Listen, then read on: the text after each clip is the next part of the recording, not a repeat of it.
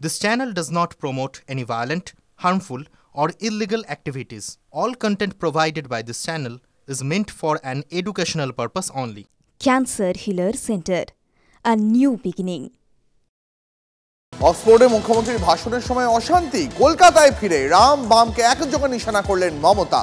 কলকাতা থেকে বাম রাম টিকিট কেটে গেছিল, আমি হিন্দু কিনা প্রশ্ন করেছিল, ওরা বিভেদ করতে চায়, কিন্তু আমি সব ধর্মের জন্য। রেড রোডে ঈদের নামাজে যোগ দিয়ে এই কথা বললেন মুখ্যমন্ত্রী মমতা বন্দ্যোপাধ্যায়। বাংলার নাম ডুবিয়েছেন মুখ্যমন্ত্রী, পাল্টা আক্রমণে সুকান্ত মজুমদার।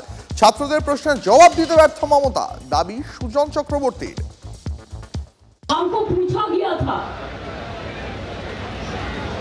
बम राम एक साथ में जाया कलकत्ता से टिकट खरीद के, जाके बोला, हमको पूछा आर यू हिंदू, हमने बोला हम गौरव के साथ I am Hindu, I am Muslim, I am Sikh, I am Isai, I am Indian, what can you do.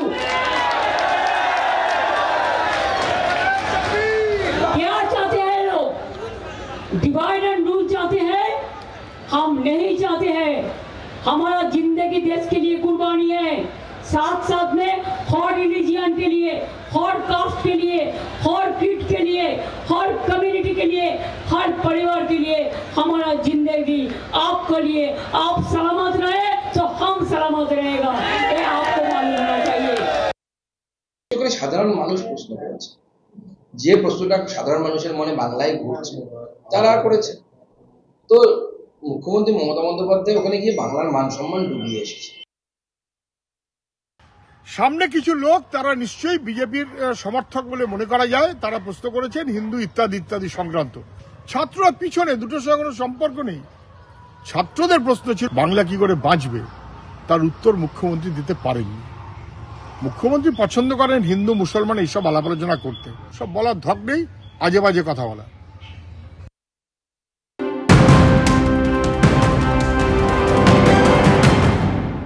এবার দেখাবো আপনাদের ফের পোস্টার বিতর্ক তৃণমূল সমর্থকদের। সোশ্যাল মিডিয়া সংগঠন ফ্যাম, তাদের নতুন পোস্টারে তৈরি হচ্ছে বিতর্ক। এবার সুজন চক্রবর্তী, মোহাম্মদ সেলিমকে নিশানা করা হয়েছে। সুজন সেলিমকে পেলে ছাড়বেন না, হুঁশিয়ারি ফ্যামের পোস্টারে। গুরুত্বই দিচ্ছে না। আমরা তো বরাবর আক্রান্ত, বুদ্ধ পর্যাস থেকে শুরু করে আর পাড়ার আমার সাধারণ কর্মী পর্যন্ত।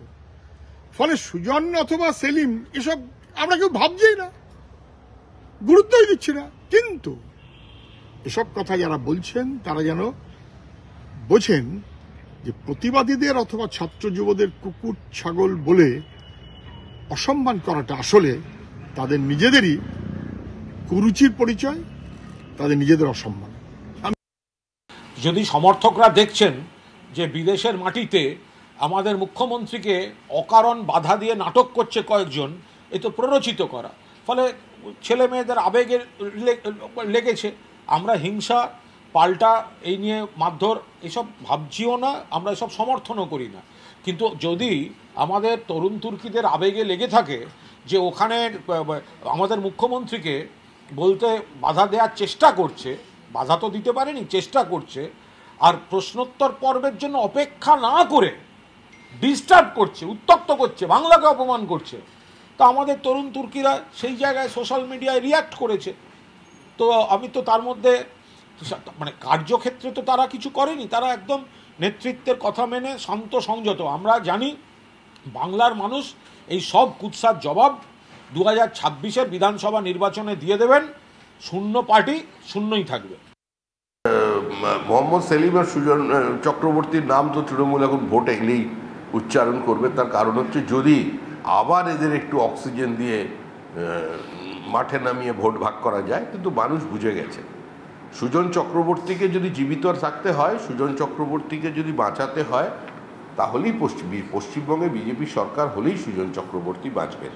কারণ যে পরিস্থিতি তৈরি হয়েছে তাতে যেরকম ওখানে কমিউনিস্ট পার্টির নেতাকেই প্রথম গুলি করেছে, তা যখন এখানে যেদিকে যাচ্ছে তখন সুজন চক্রবর্তীরাও সুরক্ষিত নন।